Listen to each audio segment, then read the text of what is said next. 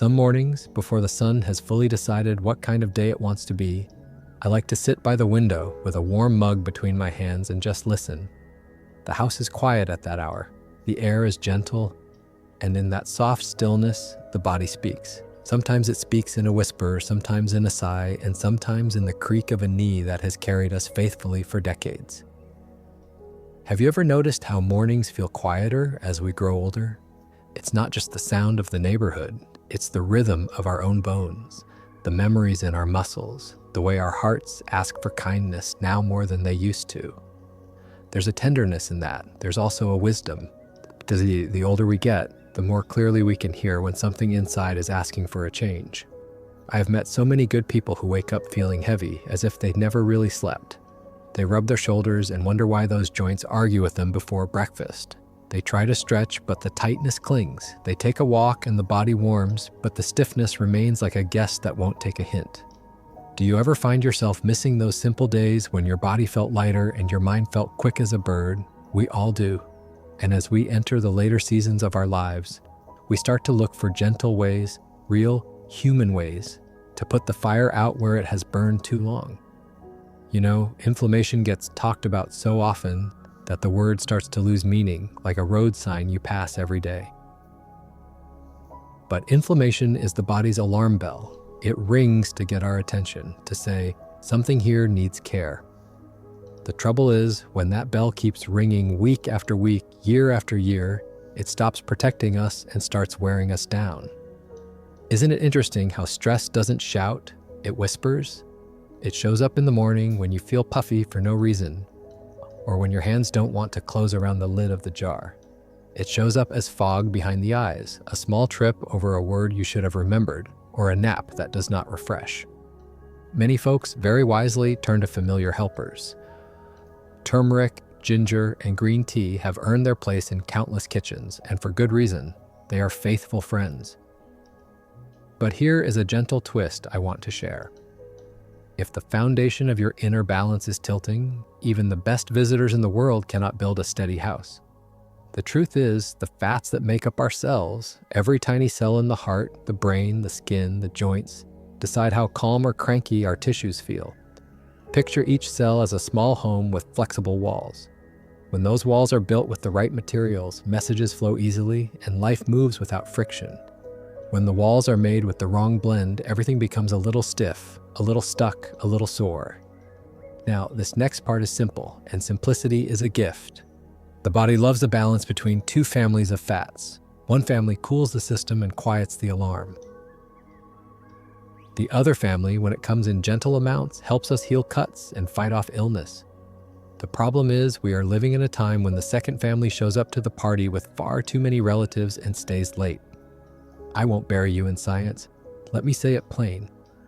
Most of us are drowning in seed oils and fried snacks and packaged foods that put the wrong kind of fat into the very walls of our cells. That overflows the system with signals of heat and irritation. Have you ever wondered why a short walk can lift your mood so much? Part of the magic is that movement helps your body use up those noisy signals and reminds your cells how to breathe. The path back is not complicated, it's just consistent. We begin by easing away from the oils that inflame, the big industrial ones that hide on the back of labels and in the corners of our kitchens. When we reach for gentler choices, extra virgin olive oil, a touch of avocado oil for higher heat, even a small measure of coconut oil, we are quietly telling our bodies, I'm on your side. We add foods that carry the calming fats, wild salmon when we can, or sardines if we like their brave little spirit, a handful of walnuts, a sprinkle of ground flax or chia on oatmeal, a spoonful of hemp hearts. For a bit of soft nuttiness, these foods don't shout, they soothe. Do you ever think about how little moments now mean more than ever? A small spoonful of a better fat is exactly that kind of moment. As the weeks pass, something tender happens. The walls of the cells become more supple, like good leather that has been oiled and cared for. Blood moves with ease. The brain feels like someone opened a window. The joints aren't silent, but they complain less, like old friends who have finally found comfortable chairs. I've seen faces brighten, skin settle, sleep deepen. Have you ever noticed that peace of mind feels like the best medicine of all? When the internal fire quiets, peace has room to sit down beside you. Now, there is another friend from the garden that deserves a place at our table. It doesn't get the headlines of turmeric or the fame of green tea, but it has a calm, steady power that keeps showing up in study after study and, frankly, in kitchen after kitchen. I am talking about quercetin. It is a mouthful of a word for something very humble, an antioxidant that many plants make to protect themselves from heat, wind, and the small troubles of their world. When we eat those plants, we borrow that protection. You will find quercetin in the red layers of onions, in the skin of apples, in berries with deep color, in leafy greens that taste like the earth after rain, and in little capers that brighten a dish. Isn't it something how the most helpful things often live in plain sight? Quercetin works in a quiet way. Think of it as a gentle shield around your cells. Free radicals, the little sparks that fly off every stress, every heavy meal, every late night, bump into that shield and settle down. Quercetin also helps the body keep its own alarm system from blaring too loud. Where some medicines slam doors, this compound opens windows. Instead of blocking your biology, it helps guide it back to calm. I have seen people notice that the seasons are kinder to them, that their noses aren't as jumpy, that their sinuses breathe a little easier. You could call it a soft reset, the kind the body appreciates. Here's a practical way to welcome more quercetin into your day without fuss. Slice a red onion thin and let it rest while you prepare the rest of your meal. That little pause brightens both flavor and benefit. Keep the skin on your apples when they are clean and crisp. Fill a small bowl with blueberries or dark cherries and let your afternoon snack be color instead of a crinkly bag. Add chopped parsley, dill, or cilantro to soups and salads. And if you enjoy tea, you can steep a simple mix. A few slices of onion skin, not the dusty outer layer, but the clean inner peel. A couple of apple peels, a sprig of fresh herb, and hot water left to marry them for a few minutes. The taste is mild, the color golden, and the effect is like a kind hand on the shoulder. There is a partnership I love as well, quercetin with vitamin C. They are like two neighbors who watch each other's houses and bring in each other's mail when one is away. Vitamin C helps your body hold on to quercetin and use it wisely. You can find that pair naturally by combining quercetin-rich foods with citrus, bell peppers, or a simple squeeze of lemon over cooked greens. If you choose a supplement, keep it modest and well-sourced, and remember that no pill replaces a plate. Isn't it funny how often the right answer is both older and simpler than we expected? Now let me share a truth that sometimes surprises people. Inflammation is not only a joint problem or a blood vessel problem, it is very often a gut problem. The lining of the digestive tract, thin as rose petal and busy as a city street, houses much of the body's immune wisdom. When that lining is calm, messages are clear. When it is irritated by processed foods, artificial sweeteners, too much alcohol, or chronic stress, the signals get scrambled and the alarm grows loud. Have you ever found healing in something as simple as slowing down? The gut responds to that slowness. It likes meals that are chewed well. It loves broth that has simmered patiently. It appreciates fiber from real fruits and vegetables that still look like themselves. Let's speak gently about the steps that help the gut remember how to be a home, not a battleground. First, we remove the irritants we can control. That might mean swapping out a sweetened yogurt for a plain one with berries, choosing water or herbal tea over soda, and trading the box of crackers for a small bowl of olives or carrot sticks with hummus. Second, we repair the lining with nourishment, bone broth if it suits you, or a simple vegetable broth lifted with parsley, foods rich in zinc from seeds and legumes, glutamine from broth and certain proteins, and collagen from slow-cooked stews. Third, we repopulate with good neighbors, live fermented foods, yogurt with live cultures, kefir if your tummy enjoys it, sauerkraut and kimchi in small, friendly amounts, or a spoon of miso whisked into warm water, invite helpful bacteria back to the table. Prebiotic foods are the kindness that keeps those guests well-fed. Garlic and onions, leeks and asparagus, bananas with a bit of green still on them. These are the simple groceries that become a feast for your microbiome. When that community hums, inflammation loses one of its favorite hiding places.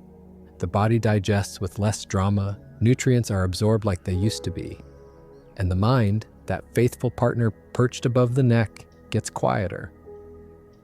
You know that feeling when your body tells you what it needs, quietly but clearly? A balanced gut has a talent for honesty. By now you might be wondering, where do I begin? What can I do today without turning my life upside down? Let me offer a path made of plain steps, the kind you can measure with your own 2 hands. Step 1 is the fats. Start small. Choose 1 bottle to retire, the big jug of industrial oil, and replace it with a dark glass bottle of extra virgin olive oil that you will use with respect and pleasure. Sprinkle ground flax on your breakfast. Keep it in the refrigerator and stir it into yogurt or oatmeal. If your budget allows, enjoy fish that carry calming fats twice a week. If you prefer plants, the combination of flax, chia, hemp hearts, and walnuts can write the same story over time. Is there a favorite recipe you can make friendlier this week with 1 simple substitution? Step 2 is the colors of quercetin and friends. Choose an apple with its jacket on. Add red onion to your salad or soup, letting it mellow in a splash of vinegar beforehand if raw onion feels sharp to you. Bring home berries when they look plump and honest, and savor them instead of dessert that leaves you jittery. Try that gentle tea of peels and herbs on a rainy afternoon. Do you ever notice how a small ritual becomes the anchor of a whole day? Step 3 is the garden of your gut. Chew, truly chew. Put your fork down between bites and talk with the person beside you, even if that person is your own good self.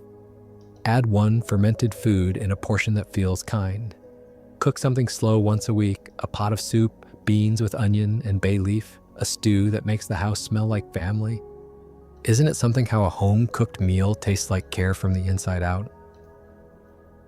Step 4 is the nervous system that watches over everything. Stress sits in the stomach, tightens the shoulders, and sends extra sparks through the bloodstream.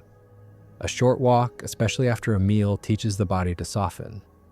A handful of deep breaths before you eat wakes up the digestive enzymes that make the gut's work easier.